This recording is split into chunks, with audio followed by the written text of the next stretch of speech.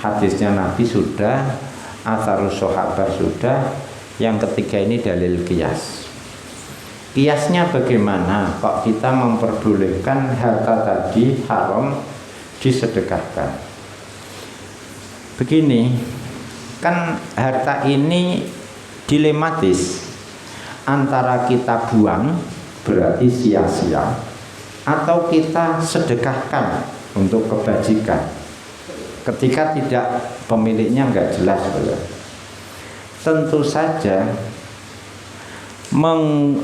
harta ini ditasarufkan untuk kebajikan, untuk kebaikan, bermanfaat bagi orang yang membutuhkan, tentu saja lebih baik dibanding harta ini dimusnahkan, dibuang di laut atau dibakar misalnya.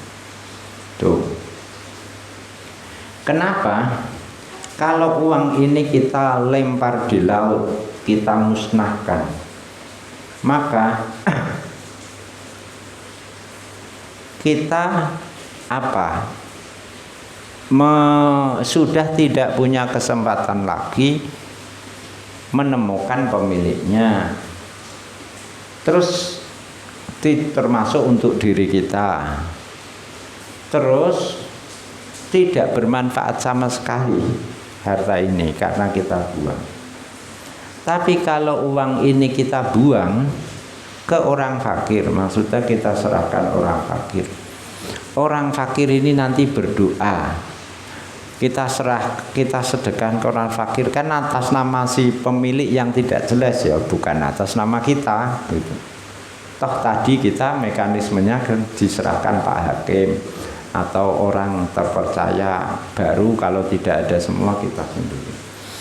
Itu kalau ini uang haram ini disedekahkan orang fakirnya berdoa, mendoakan pemiliknya.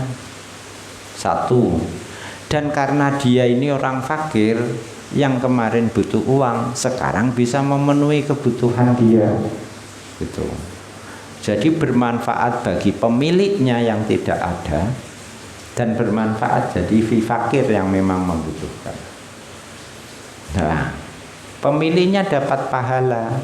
Loh, kok dapat pahala? Wong dia tidak niat.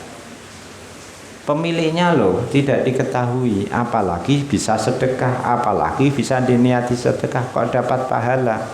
Kata Imam Ghazali, kata kita juga, ya bisa dapat pahala sedekah tidak sengaja. Karena hadis menerangkan setiap orang yang nanam, ini hadisnya kok gini ya, ma zaro'a muslimun wala huwa yaghrisu ghursan. Kalau saya hafalnya hadis ini, karena hadis ini hadis ekoteologi ya apalah. Ma ghursa ma min muslimin yaghrisu ghursan au yazra'u zar'an fayakulu minhu tayru au bahimatun au insanun illa kutiba alaihi shadaqah.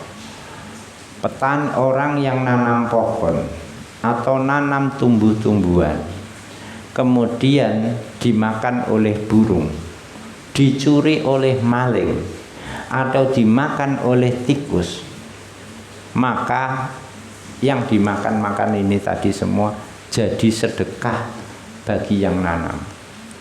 Jadi petani itu sedekahnya luar biasa gitu. Tapi gak yang kene nek ana manuk ditunggoni usah.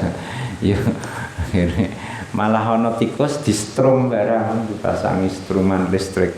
Ya gak sida sedekah. Ya tapi kan tibarno dhek gak mangan menungsane. Ya wis lah, tetap ada yang berobat. Nah, itu tidak sengaja petaninya itu jadi sedekahnya dia. Hadisnya jelas. Maka ini tadi harta haram yang kita sedekahkan ini berpahala bagi pemiliknya yang tidak jelas, yang tidak sengaja bersedekah melalui tangan kita. Itu berarti dapat pahala. Terus tadi ulama yang mengatakan kita itu sedekah tidak akan sedekah kalau tidak halal, harus halal. Kata kita, bantahan kita, iya, Betul itu, kalau yang kita cari adalah pahala.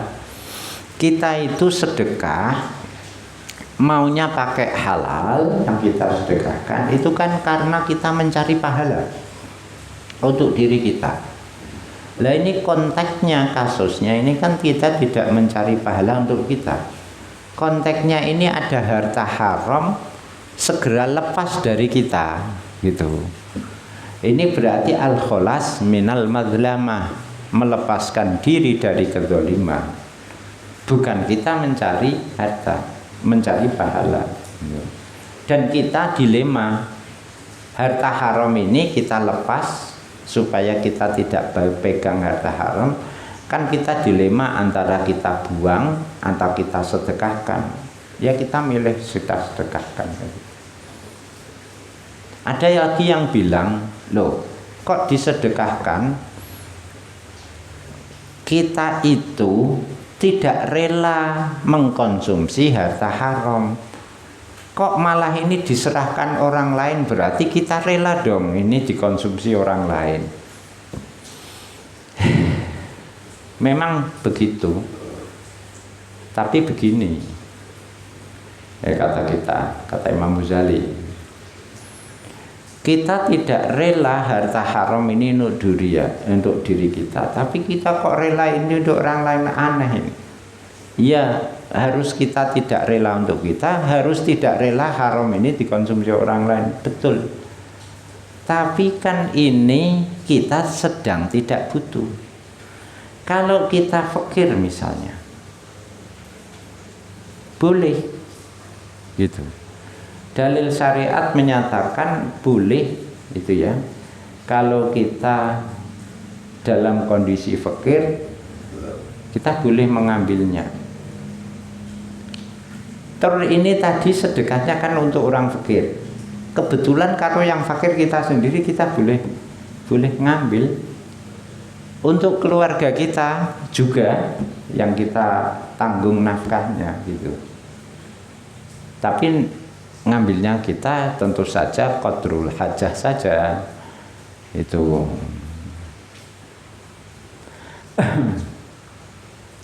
Qadrul hajah berarti ya terus diambil terus gak didumno blas. Yo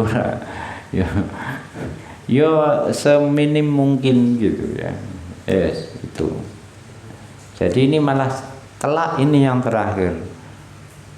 Mosok kita sedekahkan yang haram, wong kita sendiri ingin lepas dari haram, kok malah kita haram kita umpankan orang lain. Ya kata kita, ya kan itu butuh itu yang boleh. Kita pun seandainya kita butuh, kita boleh ambil itu yang haram itu. Tapi qadrul hajat gitu. Karena kita fakir, daripada mati misalnya begitu. Mas'alatun. Jadi untuk mempertegas pendapat ini, maka kita buktikan dengan beberapa kasus. Mas'alatun. Hadi masalah. Wis